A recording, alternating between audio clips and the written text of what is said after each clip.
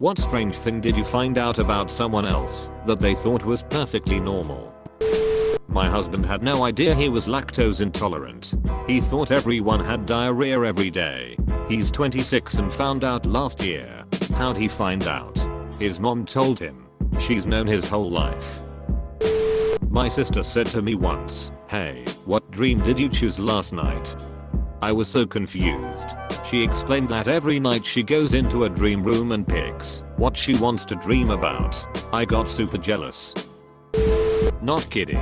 My boyfriend of almost 8 years thought lions were boys and tigers were girl lions. Kind of like bulls and cows. My friend can't recognize faces. I only figured it out for sure when he almost got into a stranger's truck because he thought it was me because she had red hair. I've known him for like 6 years. He seemed surprised when I said that wasn't normal. Here's me. I remember that, for a long time, I thought it was completely normal to not be able to get a full breath. I distinctly remember being 16 and asking my friends, you know, that feeling when you actually get a full breath in your lungs and it feels amazing, and no one had any clue what I was talking about. Turns out I had undiagnosed asthma for most of my life. Makes more sense now. This one is about me. In my early 20s I started having a lot of pain in my upper left jaw. My dentist said there was nothing wrong with my teeth and that I should go see a sinus specialist. Get to the oral, ear, nose and throat doctor and they comment on how stuffed up I must be. I'm slightly baffled and say that I'm actually breathing much easier that day than usual. And that was the day I found out that most people can breathe through their noses most of the time and not just on special occasions. Turns out I'm allergic to dust mites, and how have you not had anaphylaxis and died way and had been experiencing an allergy attack for 23 straight years? That doctor's visit legitimately changed my life. I no longer had to choose between breathing and eating. My best friend recently told me that when he was little he thought the only way to clean his asshole was to jam the soap as far up as he could get it. Finally figured he was probably doing it wrong when he heard his mother scream at his dad, "Seth, the soap smells like sheet. Did you shove it up your ass or something?"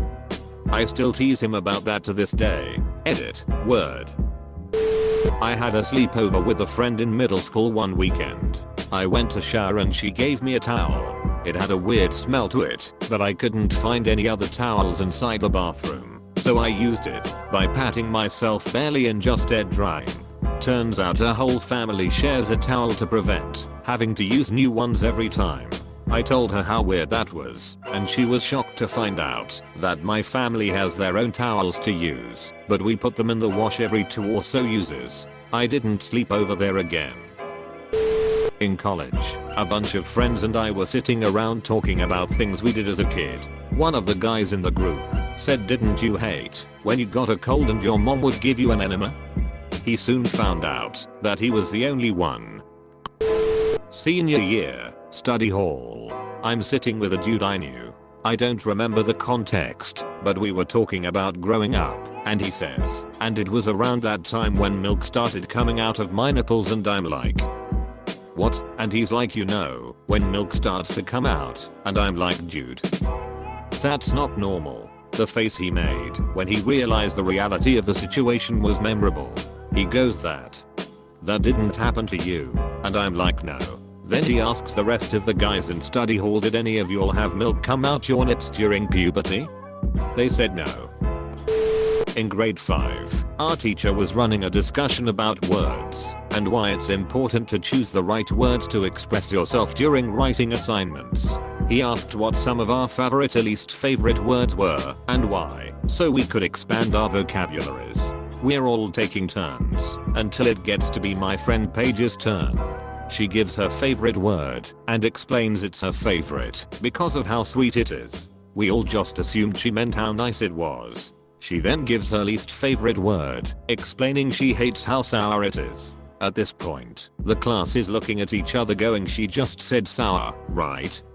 Turns out she has a type of synesthesia, which is a rare condition that causes a person to taste certain tastes when speaking, or even thinking certain words. She had lived her whole life thinking it was completely normal to taste words, because it's such a unique and strange thing. that nobody would ever talk about it being a condition. She had tests done later that year, and there were actual chemical changes in her brain and saliva when certain words were said. Pretty fascinating. Edit. For people who are curious as to what her favorite or least favorite words were, I contacted her to ask. She believes her favorite word at the time was cradle, as she still finds it very sweet. Her least favorite word was definitely harmonica, as it is so sour she can feel her tongue cramping in the back of her mouth. Since then, she's discovered her love of the word chartreuse, which is a color. She said it's a rich, chocolatey vanilla, almost like a limed chocolate. She didn't realize, until she tried wine in high school, that she was tasting wine every time she said Guinea, but only when she's referring to the animal. She said her least favorite word is definitely still harmonica, but funnily she also never liked her own name, as she would compare the taste to kale, or some other dry, bitter lettuce. I had to explain to one of my friends in high school that not everyone's whole family has sex with them. This girl was 17 and was having sex with both her brothers, in their 20s, her dad, her uncle and her grandfather. I told the school counselor, and she was taken out of that house, and basically her entire family was arrested for either sex with a minor, rape, child abuse and a whole heap of other charges. She just thought that's what families do. This is a story about me, actually. My mom has been a drug addict my whole life. When I was little, I was attached to her hip. I went everywhere with her. When we'd go to other people's houses, she'd go through their cabinets, drawers, etc. She'd just say she was being nosy. What she was actually doing was looking for medications to steal. Fast forward a few years, I'm at my best friend's house. She went out of her room for a few minutes, and I got curious, so I started going through one of her drawers. She came back in and asked me what I was doing. I remember saying nothing, I'm just being nosy. She then explained to me that it is not okay to go through other people's belongings. I honestly just thought it was something everyone does. I told my dad this story a couple of years ago, and he was so angry, he had no idea. Knew a dude who pissed in an empty shampoo bottle in the shower, and then he'd dump it on his feet. He also zip-tied his pants shut when he slept, so he wouldn't beat his meat in his sleep. Apparently it happened a few times. Anyway, weirdest dude I ever met. Glad I'm not really acquainted with him anymore. This was me, until about 2 years ago. I thought that kiwis made everyone's mouth itchy, like it was just part of the fruit experience. I also thought mangoes were hot for everyone. Well, my wife informed me that I probably allergic to those fruit, since mangoes aren't supposed to burn your mouth and kiwis shouldn't make your mouth itch.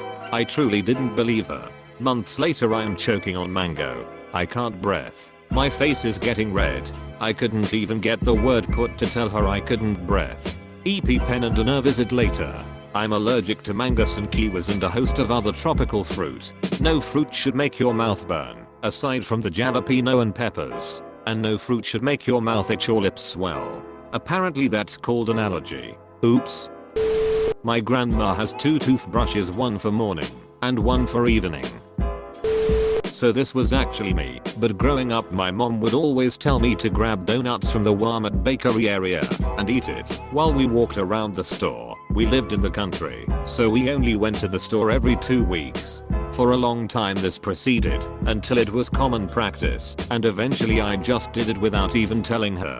Around early middle school, a girl who has a crush on me sees me eating a donut in Walmart and asks me if I just take those. I respond of course. She proceeds to take one and eat it with me to prove she's as cool as me, but I just don't understand. I then relay to my mom how this silly girl had no idea Walmart had free donuts. And that's when she told me she had been paying for them for years. But I had not asked her permission for a long time, so there is no telling how many donuts I unknowingly stole from Walmart. It's not very often you get to find something strange out about yourself that you thought was perfectly normal. Not a friend, but something I didn't find out until my wife pointed it out. I thought it was completely normal for your eyes to unfocus naturally when you're tired. 7-year-old me remembers reading late into the night and having to cover one eye and then switch eyes in order to keep reading. Fast forward to being married, my wife offhandedly mentions sometimes she doesn't know which eye to look at while talking to each other. It turns out biocular diplopia is a thing. And the fix for it is to cut your eye muscles up and stitch them back on in a better alignment. So a lot of people have said, isn't this normal? If it happens only late at night, you're fine. If it happens during the day, or all the time, or you've gotten used to seeing double and just letting one eye wander off and do whatever. They do make glasses that'll realign each eye, so the dominant eye doesn't have to work as hard, and you'll regain a lot of your depth perception. E2, apparently I'm not the only one. Talk to your eye doctor about this, folks, and ask them to test for amblyopia or strabismus. Prism glasses or surgery might be able to help you. E3, all of these responses have convinced me to get prism glasses once my HSA refills. Unless you'll know someone that does them cheap. What the duck? This happens to me. My optometrist said it's super normal for eyes to go out of focus when you're incredibly tired. It's a biological way to force yourself to go to sleep, and since you can't focus, you're unable to do things, leaving you with one thing left to do: sleep. A little late here, but my ex didn't think you needed to wash cutting boards. I was doing his dishes and started to wash it, and he got upset. I thought that was a common sense thing that someone in med school should know. Somewhat kitchen related. I worked at the freshman engineering department for college. In the break room we had a microwave. My cubicle, I guess, was closest to the break room when a tar approached me. In our freshman engineering classes we have grad students who were the main tars. They made lesson plans with the prof. They taught at times. Anyway, he approached me because there was something wrong with the microwave. We went into the break room, where I saw little sparks fly intermittently in the microwave, so I quickly stopped it. Dude was an engineering grad student and he didn't know you don't put metal in microwaves. I figure it was probably because he lived in places without microwaves, but I emigrated here from a third world country and even we had a microwave. We weren't that well off. But you know what? You never know how people grew up. Glad I taught him that before he burned any buildings down. I lived with a girl that would eat baby powder that she had stashed in the drawer of the bathroom. She would walk by the bathroom and do quick shakes of the bottle right in her mouth. She would also buy whole frozen fish from Walmart and take them out of the freezer bag and slap them hard against the brick kitchen floor before cooking them in a stew. My roommate in college thought you washed clothes on every single cycle on the washing machine. Our machine had a delicate cycle, a cotton cycle, a solo rinse cycle, a permanent press cycle, etc. He always complained about the washer taking forever. It's because he was washing his clothes 4 to 5 times every time he did laundry. My friend thought that everyone was regularly taking worming tablets to stop getting worms. It wasn't until she got married and told her husband she was going to go pick up their worming tablets that she found out it wasn't normal. Depends where in the world you live and how sanitary your surroundings are, I guess. My family has always had pets and we live in Africa, so my mom would buy dewormers twice a year and deworm the pets at the same time. If I travel to any tropical countries I usually deworm on my return as I eat street food. A family member thought that hallucinations were something everyone dealt with. They thought that monsters under the bed and other cultural tales of ghosts were real things, which were further confirmed by their experience. This led to later diagnosis of schizophrenia once they couldn't cope well enough to deal with the symptoms, and it became evident to family members. A cowwalker, mid-20s, Midwest born and raised, sat down with spaghetti one day for lunch. After twiddling the noodles around with a fork for a while, he looked at me and asked, "How do you eat this?" Thinking it was a joke, I laughed at him and kept eating. He looked at me with a straight face and said, "I've never had spaghetti.